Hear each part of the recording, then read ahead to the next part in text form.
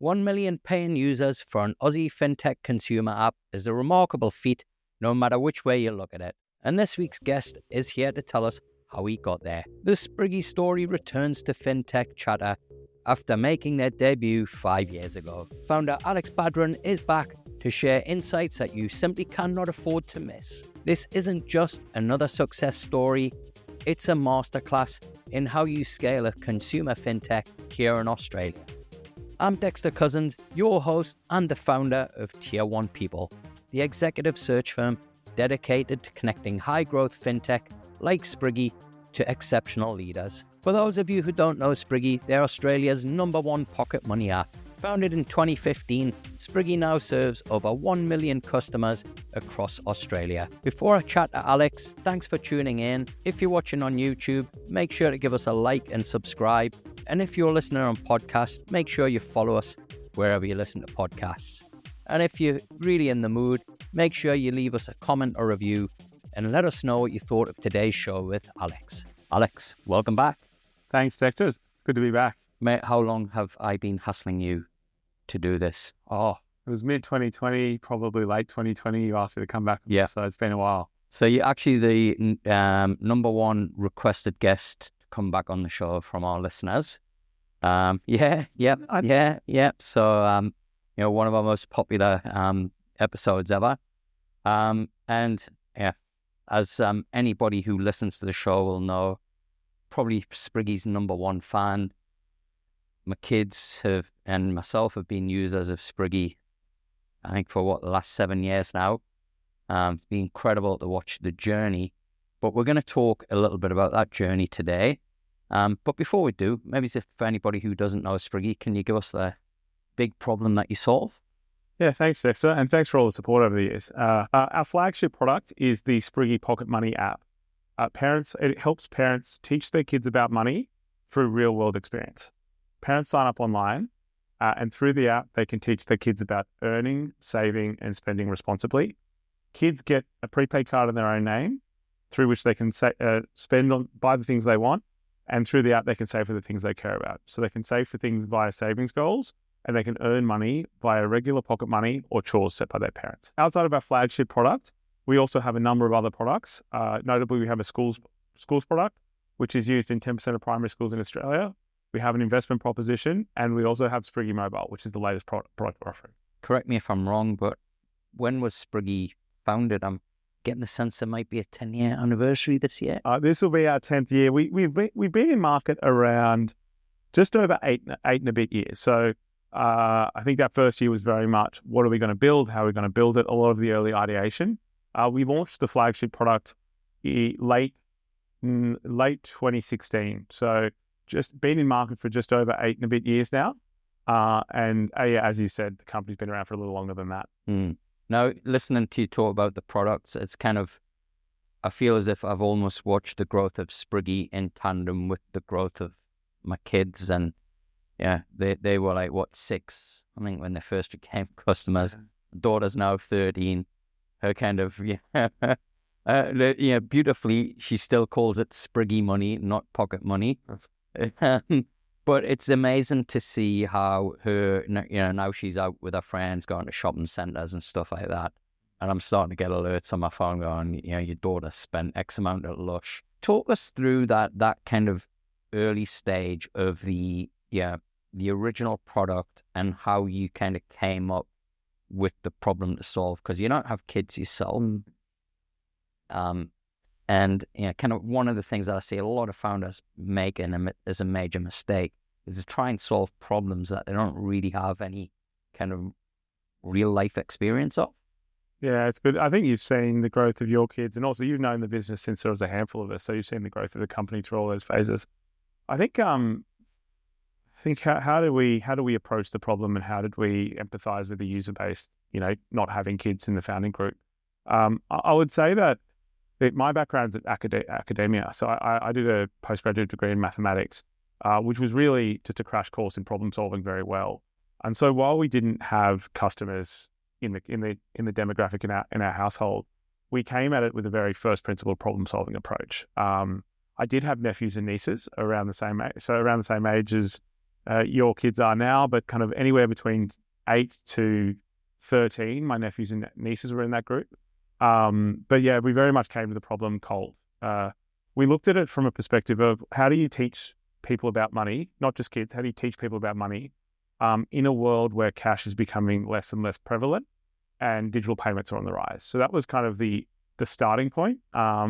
We believe, and there's literature to support this, you learn about money through real world practice. So you learn by doing. So kind of pillar one is how do you teach people about money as it becomes less tangible. Pillar two is you learn by doing. So how do we create experiences that are educational, but engaging, and there's behavioral education there. So people get to make decisions, and through those decisions, they can learn.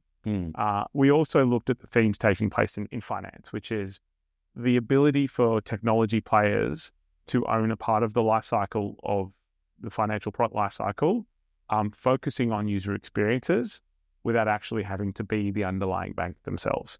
So we brought those experiences together, and very early on, we had these pillars which we thought made a lot of sense. We thought looking at where the world was going, what we were building made sense, and all the themes that we were playing into would become more true as time went on. But then we very quickly realized that that's all good in theory. In practice, you need to find a group of customers and solve a real problem for them. So we went out looking for customers, all sorts of ages, parents with kids, friends of mine, older people, younger people, all sorts of age groups. And we learned pretty quickly that you build your behaviors around money at a very early age. And a lot of people have a great solution for learning about money, which is apathy. So if you're trying to solve this problem when someone's in their 20s or 30s, it's too late. Very quickly on in our experience as a company, we focused in on, the right age to learn about money is when you're young, and how do you help teach kids about money? It's through their parents. And so I would say probably in the first couple of months of running the business, we went from those kind of pillars to how do we help parents teach their kids about money via real world experience, noting full well that if you are going to help the kids, you really have to solve a parent problem first. So we went from that abstract concept all the way down to working with customers, talking to customers, learning about their day-to-day problems. And I think that's been a kind of core theme that's really stuck with the business since those early days. So I remember when we first met, and it's still early days of the product, and I think I was probably more excited about the product than you were. I think you still are. Yeah, I think I still am. But I remember, and this was kind of the most powerful moment where I thought I've got to reach out to these guys and kind of just find out what they're doing. And it was my kids when they started using the product, and I think they were 6 months in, and there were two things that they'd taken that now were terms. So taxis they called Ubers, and pocket money they now called Spriggy money. And I was, kind of saying, you don't know how powerful that is, right? That you kind of got something that, people now associate, kind of something with your name, right? And something that's, quite an emotional thing, right? Like pocket money, you get that, you get rewarded. Yeah. How have you found the kind of journey as the kids have grown up, and perhaps, I'm not very cool to my daughter anymore. A year ago, I was her hero. Now when I drop off at school, I got to park around the corner so she, friends don't see me. So I'm kind of like, how do you deal with the kind of user base starting to grow up and become young adults and move away from, kind of pocket money and, kind of, the piggy bank kind of, branding and those things? It's a great question, and I think it's one of the most fascinating parts of the business. We deal with parents and kids go through so many changes through the ages of 8 to 15. I'd say that from a customer life cycle, typically what we see is what you've described as your experience. So parents of younger kids, we call it parent-led engagement or parent-driven engagement, where the real, if you look at the family, the person driving the engagement is mum or dad, usually mum. What we would find is they would see Spriggy, it would solve a parent problem predominantly. It enables parents to give their kids independence. It has a safety wrap around it. it's educational for kids, and it's fun. So they're the kind of 4 brand pillars we have, typically led by the parent. And then as kids grow up and they become older, they become more independent, and we see that flip. So what was parent-led engagement now becomes child-led engagement. So the behaviors within that family unit are really being shaped by what the kids are doing. And that presents a very interesting product problem, and we think of the product problem in 2 buckets. The functional utility. So when kids get older, they might have a part-time job called babysitting, and they need to get paid by an employer. So there's real clear parts of the product that need to evolve for a use case.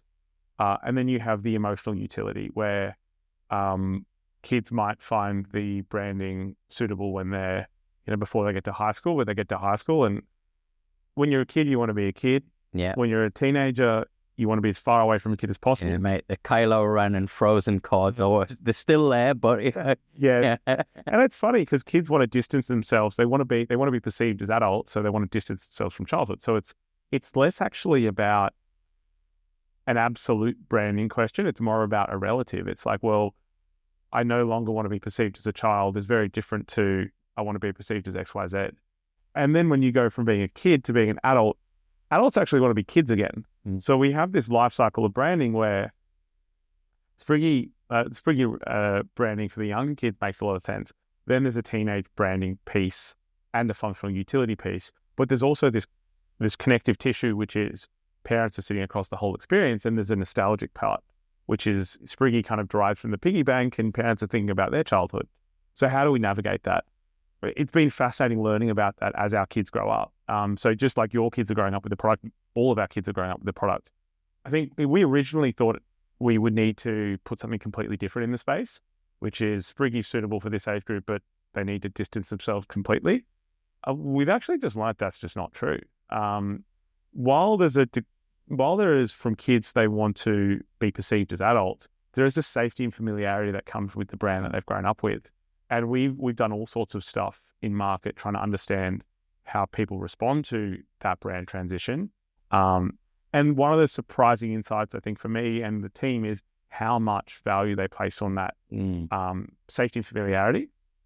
So we originally started with concepts which were, when you turn 13, what does it look like? And it looks and feels a lot more different to your original experience. We brought that all the way back in. Yeah. So right now, for kids who are older than 13, the Spark mode, so it's Spriggy Spark mode, it is within the current app, kids get to a certain age and parents can activate that mode. So through it, you have the ability for parents to turn on and off ATMs, the ability to get paid by an employer. Kids can now start to transfer money to their friends, but it's definitely supervised by parents. The look and feel of the product has evolved for kids, different card designs, kind of more mature card designs, and the user experience itself is more adult. The branding is more adult, but critically, it's still Spriggy. It's not Spriggy. And we tested a lot of permutations, and we found that's what people really responded with. If that were an independent app, it's part of the same experience. It'd be a top 10 app in the App Store. What's really interesting is to hear you talk about the age. So my kids it's about 16 months between the two of them. And they've both now got iPhones. And they got them kind of within a year of each other. And it's almost like the iPhone has been the catalyst for the next phase of growth, not the kind of, the turning of the age. And it's amazing how it's changed their kind of lifestyle and independence. I would kind of equate it to when I was a kid and I got a bike and all of a sudden I could ride anywhere. Them getting the iPhone is a bit like me getting the bike. And all of a sudden they can go to the shops with their friends in the shopping mall, and mum and dad are just a text away. They can use their phone and they've forgot their card. They can pay by Google Wallet or whatever. What are you seeing around, I guess, the kind of changes in behavior from kind of kids as they grow and as they start to become more exposed to this kind of digital world? Yeah, it's fascinating. I think the rate at which the world is changing is the fastest it's been ever. So year on year, technology changes are rapid and they're accelerating. I think kind of starting with the parents, if you talk to parents, when we do talk to our parents, it's tell me about the world in 5-10 years. Tell me about how you feel about the world and the role you're playing bringing up your kids. I think you'll get feedback, which is in and around this. I want them to grow up to be good people. Yeah. I want them to be happy, healthy, kind. There's a dimension of safety, which is they see their role as keeping them safe and preparing them for this world. And then there's this role of education, teaching them and giving them the core skills, which is having core financial skills is part of that, but that's one piece of the bigger puzzle. So that's kind of how parents feel. And I don't think that's changed. I don't think that's different today than it was 5 years ago. I think the landscape through which they are required to parent is changing. And that is, I would say daunting is probably the word that comes to mind for parents. There's no real manual, or there's no easy way for them to do it. And while there's a lot of advice out there, the tools to do that don't necessarily exist. So that's kind of from the parents' lens. And I think that kind of looking at it from the kids' lens, like the technology available to them is, as you said, it enables them to access and see and interact with so much more of the world than you or I had. The question is really, how do you enable them to do that safely? It's not a question of ultimately technology's here and it's part of our lives, whether we like it or not. The question is, at what point in time do you expose kids to the next thing? And how do you do so in a way which, going back to the kind of way people perceive our brand, it's that enables them to have independence in a way that is safe. It's engaging, and engagement's important because that's how you learn.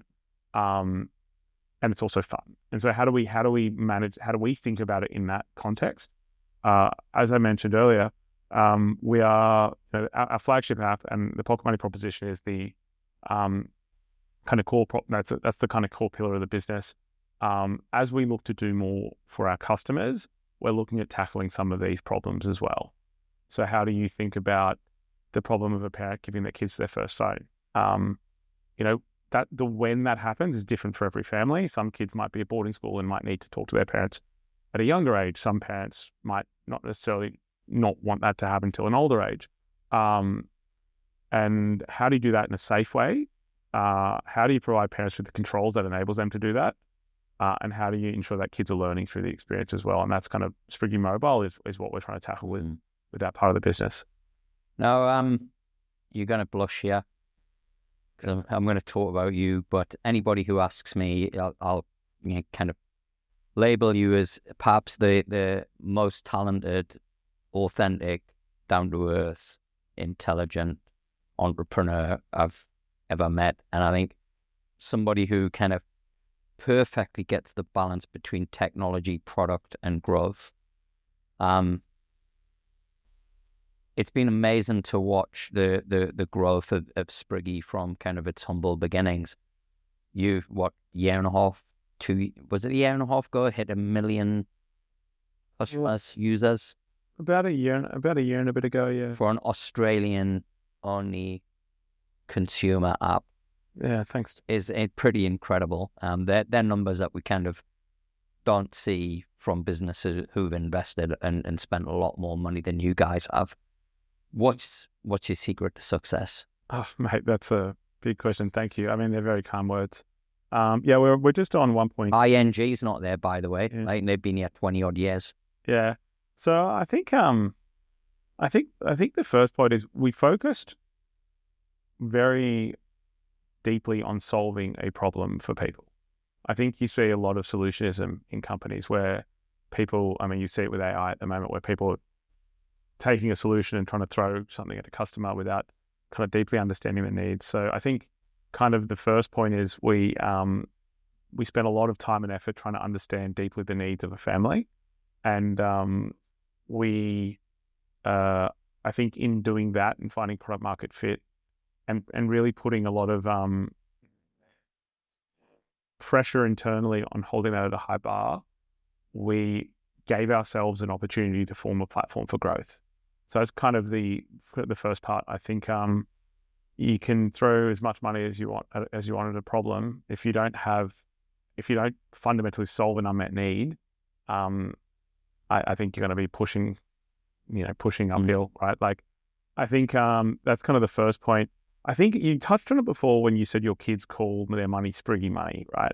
I think what's been really interesting for this business is we actually created a category that didn't exist before. So if you ask me in the early days what the biggest quote unquote competitor was, it would be cash, because we were creating a solution in a space where no one had really solved it before. It wasn't we weren't looking at a series of solutions and putting an incrementally better one in the space, or a solution in the space that's distributed a certain way. We took an unmet need, we solved it, and we went 0 to 1 in a category that didn't exist in Australia. And I think that was hard at the beginning. We were talking to parents about their kids, about education, about money, and no one really, no one was Googling digital pocket money solutions or there was not really anything there. And so by kind of launching when we did and focusing on the product proposition as deeply as we did, we ended up being able to kind of create a little pocket of the market for ourselves and really build a brand that has become synonymous with the category. So you're 8 times more likely to Google Spriggy than pocket money.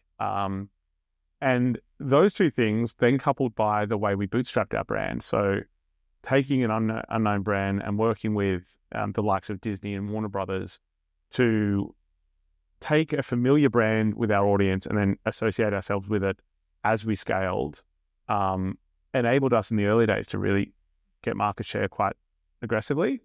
And then toward the back end, as we've invested more in actually marketing and our brand story, having that fundamental infrastructure in place of good product, good brand positioning, good audience, our customers have been, most of our growth, over 50% of our growth comes from customers telling other customers. So that early day effort kind of gave us a foundation, which has been really a flywheel for our growth within the market. In terms of the partnerships, it's, I think, kind of often seen as the panacea to growth. And it usually comes with a whole host of problems that you never, ever encountered. What tips or advice would you give to other founders who kind of are, thinking, hey, we're going to jumpstart the business by getting a partnership with Disney or kind of partnership with a big 4 bank? Oh, I think the first thing is, and you see a plethora of this, which is people who are like, look, I've got this idea, I just need to find a partner, they'll get me my customers, I'm sorted. Yeah. That never works. Never, ever, ever works. So I think, I think that the growth is the founder's got a handful of responsibilities, which is one of which is to continue to ensure your business grows. And if you try to outsource that, I don't think you'll be very happy or in business for very long. I think I think figure out growth in a structural way is important. How are you going to grow your business? And if something sounds too good to be true, which is a big 4 bank's going to give me all my customers and then my job's done, it probably is too good to be true. I'd also offer that if you're trying to grow a product or category with a partner where they've failed to grow that product or category, the chances are of them getting you customers. Yeah, what's the saying? The blind leading the blind. Yeah. And I don't think that's not to be critical of any big partner. It's just that there's a reason they want to work with you. It's because you can do something that they would like to be able to do in their organization. And if you're trying to outsource a core part of that capability back to them, it really is, they're coming to you to try help them solve a problem, and you're going back to them to try solve that problem. So just being really clear with where you add value and where the organization can add value. I'd say with our brand partner, with our brand partnerships, we were very strategic with those, which is we recognize that bootstrapping a brand and scaling in a category where our brand didn't exist, trust is a key component of that. And we leveraged brands in a way where we could build trust with our audience. But the fundamental growth infrastructure around that was ours. We didn't get tens of thousands of customers from third parties. We worked with them in a way that enabled us to accelerate a growth engine that we had already created. It's actually funny you mention that, because it's really similar with if I do a podcast and you go chasing somebody who's also got a big audience, and you automatically think your numbers are going to double or triple, and they just stay the same, right? Yeah. And it's, I don't know why that is, right? But maybe it's, I think we just overestimate our importance. I think it's also like we just want it to work. You know, I think I make this mistake regularly, and I kind of catch myself, which is you've got a hard problem. You know, you want it to be an easy solve, and often, a hard problem requires you to think deeply and figure out, work the problem. Yeah. And when someone tells you they've got this magic solution out of a box, you kind of kid yourself because you're like, oh yeah, I want that to work. And I think the amount of times you need to just be honest with yourself that a hard problem's a hard problem, you got to do the work. I mean, how many SaaS licenses do we have that we never use that? Yeah, exactly. When you started Spriggy, as you mentioned earlier, you'd kind of come from a background of academia, a fairly limited kind of work experience, to then going on and founding your own business. You know, nearly 100 people. You got, 1 million plus customers that you're responsible for. How have you developed and turned into the leader that you are today? And kind of when you look back, if you were able to write a letter to yourself 10 years ago as you were kind of getting ready to start Spriggy, what do you think would be in that letter other than don't do it? Yeah, go on. I mean, all the cliches are cliches for a reason. I think it would be something less about work, and it'd be more about life outside of work. Like the don't cancel your gym membership, don't skip the gym, make sure you spend time with your friends and family. Like all the things that, because I think it's just so easy. Because you will run out of time. You'll have less hours in the day than you need, and then you're going to start making small decisions that compound into big decisions in your life. And this is true for any job, not just this job. I think that when founders who are starting out ask me for the advice, I say make sure you get breakfast with your co-founder once a week and talk about things that aren't work, and make sure you get a gym membership and you lock it in before you lock in your work. All those cliches, I think. Because I think that's where I'm personally more likely to skip and slip. I think, so it'll be thematically around that. I think this cliche is the average of the 5 people you spend the most time with, so pick them wisely. I have lots of friends and people you see through work, and I think if I look at who I'm spending the most time with, I've got other founders, I've got friends who I grew up with, I've got family. So I make sure that I curate people I'm spending time with, because they can compound. They can make you much better, or they can kind of actually send you in the wrong direction. And that's something I've felt. I certainly wouldn't be here without having been fortunate to have excellent friends who know nothing about the tech world and don't care about it, and excellent founders who have supported me through challenges, and excellent family who, again, just want me to be a kind and happy and healthy person. So that's probably in those areas. As for the work side of things, it's hard, but I think a lot of people glorify how hard the job of founder is. Everyone's job's hard, I think it's your learning rate. I think I may have spoken to you about this before. Your ability to learn is what matters.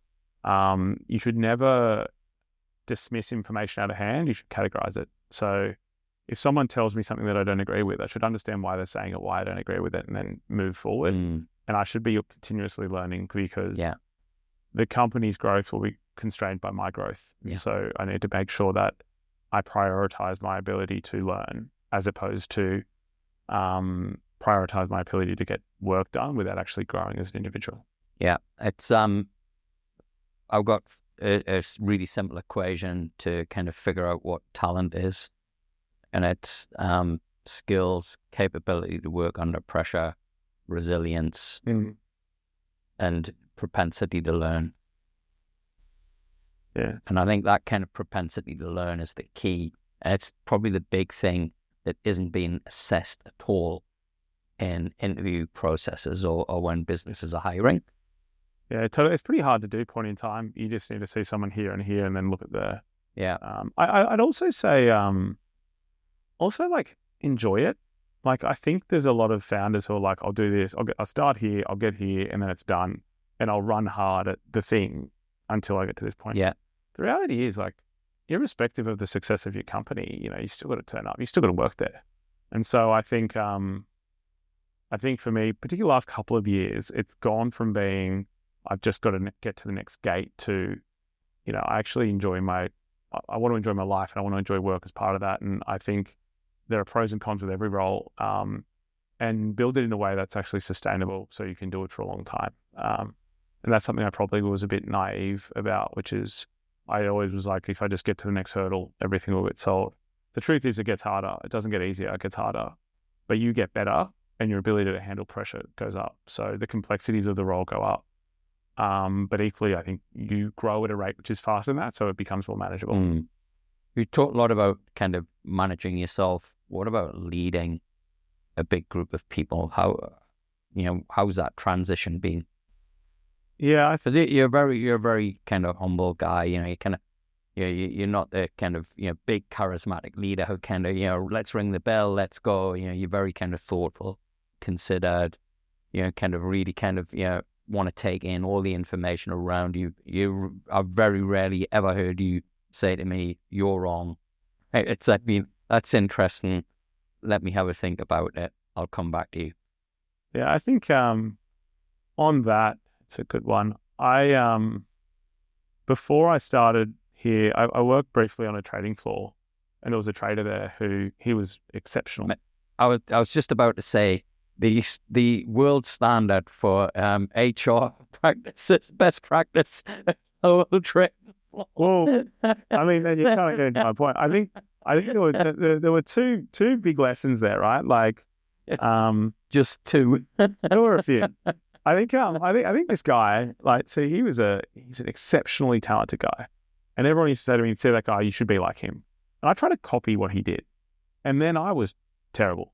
I was just terrible at copying what he did, because he's good because he is uniquely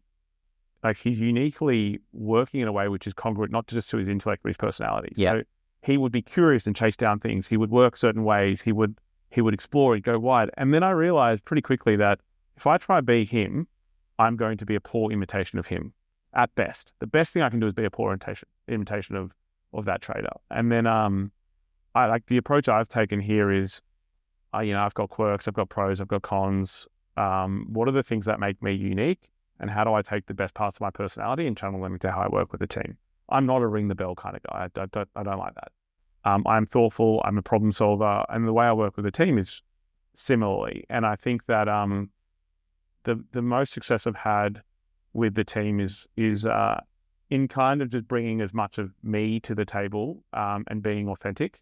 I think if I try to emulate a leadership style I read about on Twitter, they'll know it's not authentic and I'll do a crap job of it. So I think it's, how do I actually bring the attributes that have made me successful and figure out how to package them in a way that can enable teams. And in doing so, I think you come across as more authentic because you are more authentic. And I think you build better relationships with the people around you. I think people kind of think leadership is one thing. And if it was one thing, then the reality is there's not a standard bearer for it. And kind of whatever your kind of thoughts are, there's a reality in the world that we're in right now. And you see this in the US where it's fractured right down the middle because there are certain, half the country believes the leader should act one way and the other half believes that they kind of should act in a different way, and the values and principles that come with that kind of, and so at the end of the day, a leader is somebody that other people follow. And I think kind of how you want to do that has to be congruent with, what, the things that you taught about, what a parents look for in their kids, just to be good people, have good values, work hard, kind of give it a shot, try their best, all those things. Yeah, totally. We're very values oriented as a business. I think people resonate with the product and brand, and we have a lot of parents in the team who have kids who are of the age who are going to grow up and they see the problems on the horizon. They want to kind of help solve them. So I think that does help a lot. I also think we spend I think a lot about what intrinsically motivates people. I think that to me is fascinating. People talk about there are lots of ways to describe leadership. There are lots of ways to describe leadership. People talk about someone doing something because they want to do it, not because you want to do it. I think that's fundamentally what intrinsically motivates people. And across a business like this, we've got so many unique individuals. And how do you think about creating environments whereby what intrinsically motivates them is aligned to what the business needs to do? Yeah. And I think we do that at a lot of levels here. A simple one is like smart people want to work with smart people. Yeah. So we have a high bar in this company, and it keeps me on my toes, it keeps everyone else on their toes, which is when you've got particularly the younger team members who are hungry, learning, who are challenging you and the ideas and trying to push things forward. It's motivating, and it kind of excites you to do the same thing. And I think that has a compounding effect. It does feel very much, we're kind of 5 years now since kind of COVID hit the world. And it does feel like, we kind of had a real kind of lowering of the bar around expectations and performance and commitment to work and commitment to the mission. And what I think has kind of really been very, very clear is, businesses are successful because of the cohesion of the teams that they have within that. And it's like there's this kind of big battle going on at the minute around individualism and kind of all about me versus, hey, what about the team? How have you found kind of that? And we kind of hear these narratives all the time, and don't hire the brilliant jerk. How have you found getting that team cohesion, and how have you kind of dealt with those who have come in and it's the kind of individual and it's about it's all about them? I think it's quite funny. I think what I was going to say is that I'm no different to this. Like, a lot of people talk about hiring and team, but like everyone's got it. Everyone, like no one truly does this perfectly, and you would see this, right? So I think there's a real risk there. People conflate it working one or two times for them having a system where they can apply it. Yeah, I've got an analogy for it, right? I think founders it's like they've gone to the casino with a system, right, and it's worked, and they're kind of they're winning and they're going for it, and then it stops. And instead of going, oh, maybe the system doesn't work, they double down. They go, oh, the system's great, it works. And they keep throwing more and more into it. And then eventually they kind of run, they lose all their money. And I think hiring's a very similar thing for founders. They feel they get two hires right and they've found the magic formula. Yeah, exactly. And like, so I'm not going to proclaim to be, like we get some things right, we get some things wrong. I would say that, the biggest thing I did was probably just watch time move on, because frankly, I think interest rates and post-COVID interest rates, I think a lot of it was macro. We've got zero interest rate environment, people throwing money at problems, people hiring, a junior is a mid's a senior, there's title creep, there's actual like salary creep driven from a fundamental macroeconomic phenomenon. As rates went up, that kind of corrected itself. And so while I'd like to, say that I figured it all out in that time, the most likely thing that has taken place is that as the economy kind of self-corrected it meant that the way people were applying for roles, being interviewed and moving through roles, the way people were moving through companies, that fundamentally changed. And so I'd say the number one thing that's changed over the last 5 years is obviously the COVID backdrop. But then there's the macroeconomic backdrop is massive, and I think that you definitely would have seen it. 2020 was, I think there was a real demand on leadership because people have so much uncertainty in their lives, and how do you, when all the things you think are immutably true about your life are fundamentally changing, people are looking for stability and consistency, and so work is one of those domains whereby they can get that. And then as that started to roll off in 2021, where you had the real kind of funny money going around, what you saw with people is that, people were getting all sorts of money for all sorts of jobs. And so employers were all of a sudden, the junior is now the mid and the senior. And you've seen that across every role. And that was unsustainable. And we had to make decisions about, do we play the game or do we not play the game? And we kind of, I would say that we erred on the side of not playing that game, expecting rates to turn or the market to turn.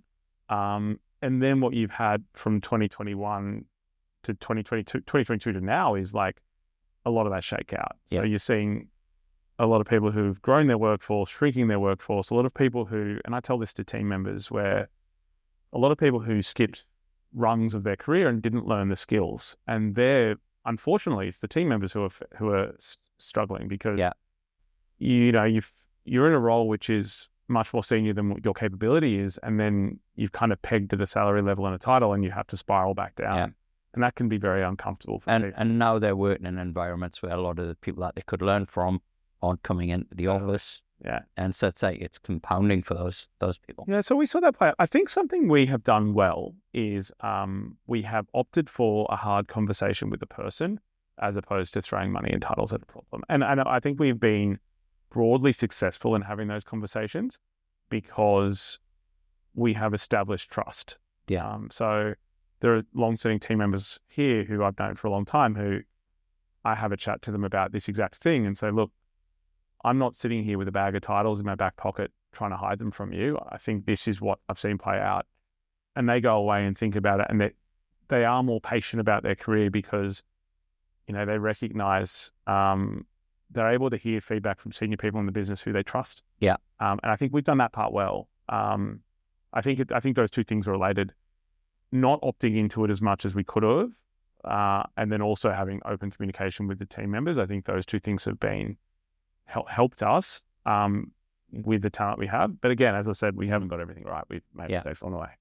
So we're coming to the 10th anniversary of Spriggy. We've talked about this first 10 years. What does the next 10 years look like for Spriggy? Yeah, that's a great question, Dexter. I think it's, the question we ask ourselves is what is going to be immutably true about the future? And then how do we think about that in the context of parents and kids? And so, when we started, it was very much looking very focused on finance. So how do you help parents teach their kids about money through real world experiences? Well, what's going to be immutably true? Cash is going to become more digital, not less digital. The need for kids to have a solution in that space is going to increase, not decrease. The ability for players like us to spin up a solution will increase, not decrease. The amount of capital going to the space will increase, not decrease. So that was the exercise we did when we started. And what does that look like today? I think we're somewhat victims of our own success in Australia. We are at scale, as you said. We can't grow the same way we've grown historically. So when we look to the next 5-10 years, and we look at parents and kids in our audience, what are the things that are going to be true in the next 5 to 10 years? Well, parents are still going to care about their kids. Their ability to bring up kids who are happy, healthy, who are kind, who are prepared for the world, that job still exists. That job's going to get harder, not easier. As the rate of change of technology increases, it's going to become more and more complex. The tools for that, the demand on tools for that are going to increase, not decrease. So things like finance and how do you manage money in a family? How do you do so in an educational way? Things like digital safety. How do you think about connecting your kids, getting your kids' first phone and doing so in a way which enables them to have independence in a safe way? Yeah. The demand on that's going to increase, not decrease. Yeah. The need for solutions is going to increase, not decrease. Yeah. How do you think about things like physical safety? And there are players in the space.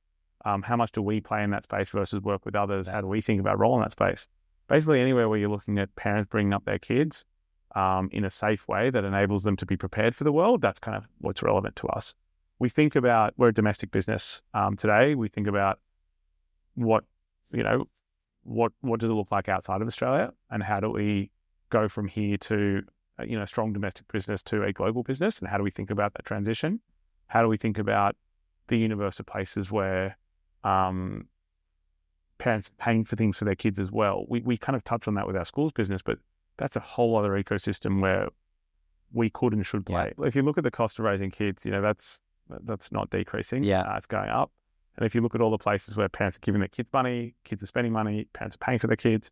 So that's one, that kind of financial world, there's still a lot for us to do in that. But we are, when you talk 5-10 years, we see that to be one piece of a bigger puzzle. You wouldn't care with your kids. It's not about whether they're brilliant with money and not good with everything else. It's the universe of things that you care about. Yeah.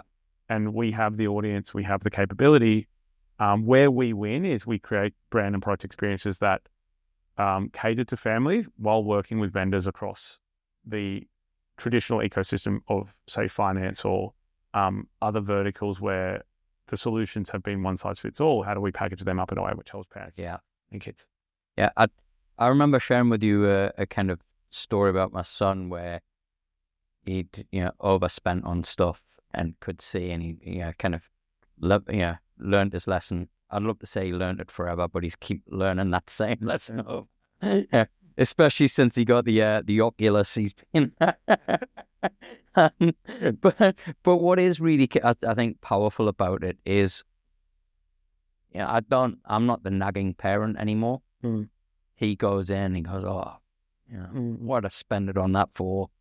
And it's interesting to see, the first thing he'll come down and go, Dad, do you need your car cleaned? Right? So I like that, what it has done, and I think everybody kind of has different learning experiences. What it has done with my son, for example, is it's taught him how to hustle.